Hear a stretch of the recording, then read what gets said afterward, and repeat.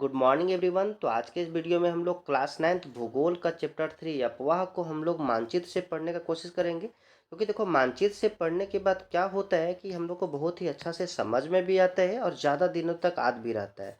और हम लोग जो है ना, अगर अच्छा से नहीं पढ़ेंगे तो दिक्कतें ज़्यादा हो सकती है। काहे के लिए हम लोग रोज़ रोज़ पढ़ेंगे, क्यों ना एक बार हम लोग अच्छा से थोड़ा मेहनत से पढ़ेंगे। देखो इस वीडियो को बनाने में हमें तो बहुत मेहनत लगा है, क्योंकि देखो सबका फिगर हम पहले बनाए हैं। फिगर बनाने के साथ साथ कहाँ पे कौन सी नदी है ना, इसको दर्शाए हैं। और नदी दर्शाने के बाद हम आकर के वीडियो बना रहे हैं। तो ये हमें जो है ना, बहुत ही ज़्यादा मेहनत लगा इस वीडियो बनाने में। आपको तो केवल क्या, इसको अगर एक बार देखते हैं ना तो मेरा जितना भी मेहनत है ना वो सफल हो जाएगा। क्योंकि अगर आप नहीं देखिएगा ना तो फिर मेरा मेहनत किस काम का रहा। तो आप इस वीडियो को ज़रूर देखिए, आपको बहुत ही अच्छा से समझ में आएगा। और अगर आप इस चैनल पे नए हो तो इस चैनल को सब्सक्राइब जरूर कर लीजिएगा, ताकि सभी क्लास का वीडियो हम एक मानचित्र के द्वारा आप लोग को समझाने का कोशिश करेंगे। यहाँ पे 7th से 12th तक का सभी चैप्टर का वीडियो अपलोड किया जाएगा। तो आइए हम स्टार्ट करते हैं। इसका एक वीडियो हम लोग पहले पढ़ चुके हैं, जिसमें से हम लोग क्या देखे थे, मेनली जो है ना, ये जल विभाजक क्या होता है, अपवाह किसे कहते हैं, अपवाह द्रोणी क्या होता है, अपवाह तंत्र किसको बोलते हैं, उद्गम स्थल क्या होता है, मुहाना क्या होता है, नदी का अवस्था। इसके अलावा हिमालय नदी और प्रायद्वीप पठार की नदी में मुख्य रूप से क्या अंतर है, इतना तक हम लोग पढ़ चुके थे। आज के इस वीडियो में हम लोग हिमालय से निकलने वाली नदियों के बारे में पढ़ेंगे। तो हिमालय से निकलने वाली मुख्य रूप से 3 नदियां हैं। एक है सिंधु नदी, दूसरा है गंगा नदी, और तीसरा है ब्रह्मपुत्र नदी। लेकिन आप लोग को यहाँ पे एक शब्द दिखता होगा, नदी तंत्र। नदी तंत्र, नदी तंत्र। तो यहाँ पे सर नदी तंत्र क्या होता है? तो नदी तंत्र का मतलब होता है, ऐसा नहीं कि हिमालय पर्वत से बस 3 ही नदियां निकलता है, मुख्य रूप से 3 नदियां निकलता है। और इसकी बहुत सारी सहायक नदियां भी होती है। तो याद रखिएगा, सिंधु नदी तंत्र का मतलब होता है सिंधु नदी तथा इसके सहायक नदी।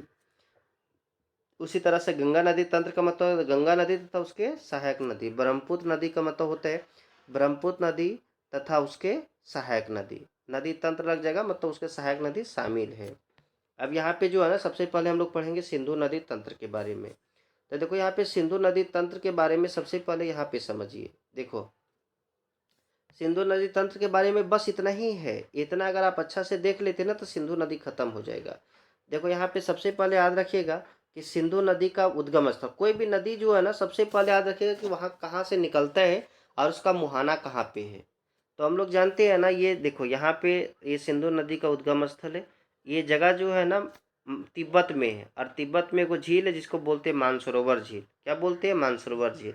तो याद रखिएगा, ये ब्रह्मपुत्र नदी तिब्बत के मानसरोवर झील से निकलती है और पश्चिम दिशा में बहते हुए भारत के जम्मू कश्मीर के लद्दाख से प्रवेश करती है।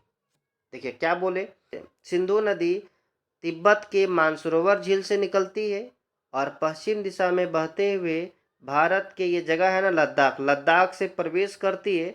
और लद्दाख में जब ये प्रवेश करती है ना तो एक गॉर्ज का निर्माण करती है। क्या करती है? गॉर्ज का निर्माण करती है। क्योंकि देखो ये हिमालय पर्वत है और ये नदियाँ जब जाएगी ना तो पर्वत को काटेगी, पर्वत को काटेगी। जैसे मान के चलो ये पर्वत है, जैसे काट देगी ऐसे ऐसे, यहाँ पे ये पानी जो बहने लगेगी ना, तो ये देखो गहरा जो प्लेस दिख रहा है इसी को गॉर्ज बोलते हैं। तो यहाँ पे गॉर्ज का निर्माण करती है। क्या चीज़ का निर्माण करती है? गॉर्ज का। उसके बाद जो है ना, ये नदियाँ पश्चिम दिशा में बहते हुए आगे बढ़ती है। और आगे बढ़ते बढ़ते यहाँ पे जो है ना, इसकी कुछ सहायक नदी भी है। और सहायक नदी कौन कौन सा? देखो यहाँ पे श्योक है, इसी में एक देखो नुब्रा नदी है, जास्कर है, हुंजा है। ये सब इसकी सहायक नदी है। और ये भारत के अटक से बाहर निकलती है। यहाँ पे एक जगह है अटक, अटक से ये भारत के भारतीय क्षेत्र को छोड़ करके पाकिस्तान में चली जाती है। यहाँ तक समझिए। हम क्या बोले, ये सिंधु नदी तिब्बत के मानसरोवर झील से निकलकर पश्चिम दिशा में बहते हुए भारत के जम्मू कश्मीर राज्य के लद्दाख से प्रवेश करती है और लद्दाख में एक गॉर्ज का निर्माण करती है, जिसे सिंधु गॉर्ज के नाम से भी जाना जाता है। उसके बाद ये नदी आगे बढ़ती है और आगे बढ़ते बढ़ते ये भारत के अटक से बाहर निकलती है। लेकिन हिमालय पर्वत से कुछ इसकी सहायक नदी आकर इसमें मिलती है, जैसे श्योक, नुब्रा, जास्कर तथा हुंजा, इसमें आकर मिलती है।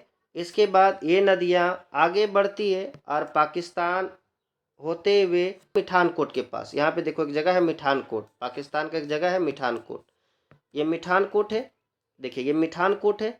अब ये मिठानकोट के पास भारत से निकलने वाली 5 इसके सहायक नदियाँ, महत्वपूर्ण सहायक नदी है झेलम, चिनाब, रावी, ब्यास और सतलज। ये 5 सहायक नदियाँ पाकिस्तान के कोट के पास जाके मिलती है।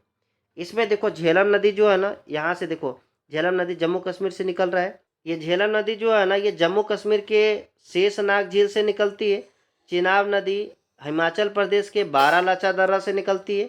रावी और ब्यास ये दोनों जो है ना रोहतांग दर्रा से निकलती है। और ये सतलज नदी जो है ना इसी झील से, मानसरोवर झील से ही निकलती है। तो ये पांचों नदी जो है ना ये कहाँ कहाँ से निकलती है ये बात याद रखिएगा।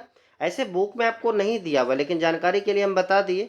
और ये पांचों नदी पाकिस्तान के मिठानकोट के पास जाके मिलती है। और इसके बाद ये नदी सिंध, ये पाकिस्तान के कराची बंदरगाह, ये पाकिस्तान का एक बंदरगाह है कराची बंदरगाह, कराची बंदरगाह के पूर्व से होते हुए ये अरब सागर में जाके मिल जाती है। इसके अलावा याद रखिएगा इसका कुल लंबाई जो है ना 2900 किलोमीटर। अगर पूछा जाए सिंधु नदी का कुल लंबाई कितना है, 2900 किलोमीटर है। और यहाँ पे एक बात आता है सिंधु जल समझौता। सिंधु जल समझौता क्या था कि यहाँ पे जो है ना 1960 ईस्वी में सिंधु नदी के लिए एक समझौता हुआ था। किसके साथ? तो पाकिस्तान के साथ। इस समझौता में क्या हुआ था, ये ऊपर का जो 3 नदी है, कौन कौन सा, ये सिंधु नदी, झेलम नदी और चिनाब नदी, ये 3 नदी का 80% पानी पाकिस्तान यूज करेगा। कितना प्रतिशत? 80% पानी पाकिस्तान यूज करेगा। और ये नीचे का 3 नदी रावी, ब्यास और सतलज, इसका 80% भारत यूज करेगा। और इसका जब 80% भारत यूज करेगा तो 20% कौन करेगा? पाकिस्तान। और इसका 20% कौन करेगा? भारत।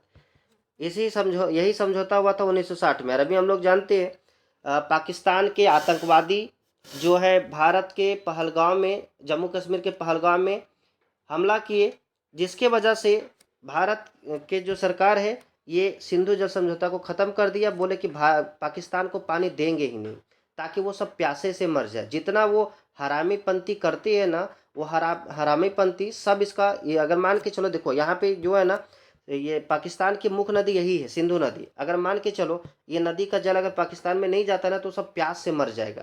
और ऐसा करना ही चाहिए, क्योंकि ये समझौता गया भांड में। पहले जो है ना इसको ये पानी के प्यास से मर जाए, तब इसको एक दर्द का एहसास होगा कि दूसरों को दर्द देने में कैसा लगता है कि नहीं। तो ये था सिंधु नदी के बारे में। अब अगला वीडियो में हम लोग समझेंगे गंगा नदी तंत्र के बारे में। तो आज के लिए इतने ही, तब तक के लिए बाय बाय।